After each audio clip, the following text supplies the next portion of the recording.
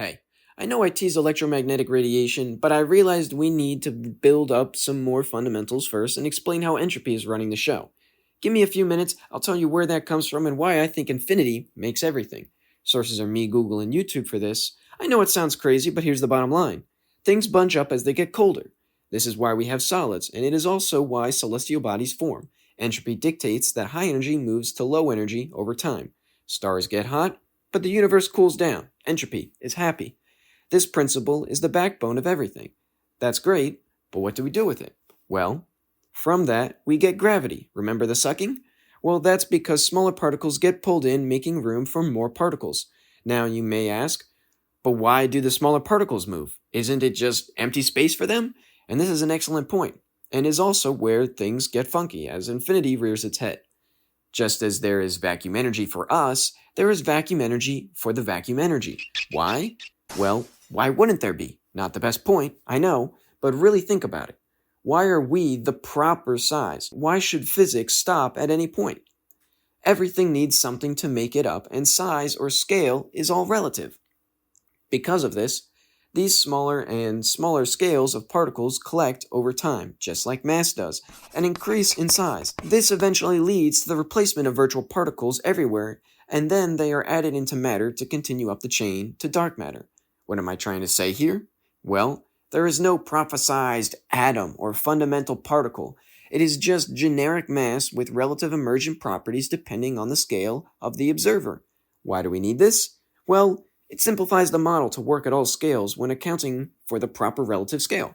It also means everything is both something and nothing, which makes it all good from the physics side of things. Infinity minus infinity equals zero.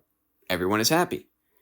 Energy comes from infinity and then progresses on to infinity. Nothing gained, nothing lost, just a constant flow of energy dissipation up the chain. No start, no end, no problems. Why? It just is and always has been. Would any other answer truly satisfy? The structure looks like this. The level below us has higher energy and is dark energy, basically pure energy and so low mass but high motion or velocity with respect to us, sort of like heat. Then there is us, the transition state, matter, moderate energy and mass. Next is the level above us with less energy and is dark matter, basically too low in motion or velocity but high in mass with respect to us, kinda like cold. It has a lot of energy, but it is not useful to us as velocity defines relative energy, and relative energy is what we use. All matter is constantly collecting energy in the form of particles and sending energy out by radiation as particles. This is done to maintain itself. This forms gravity and follows entropy.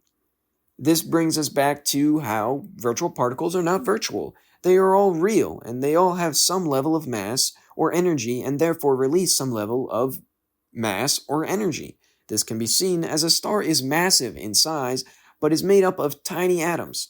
For this reason, all mass acts like a tiny black hole. They all have infinite density because they all have a technically infinite amount of energy or mass. This is because everything is relative.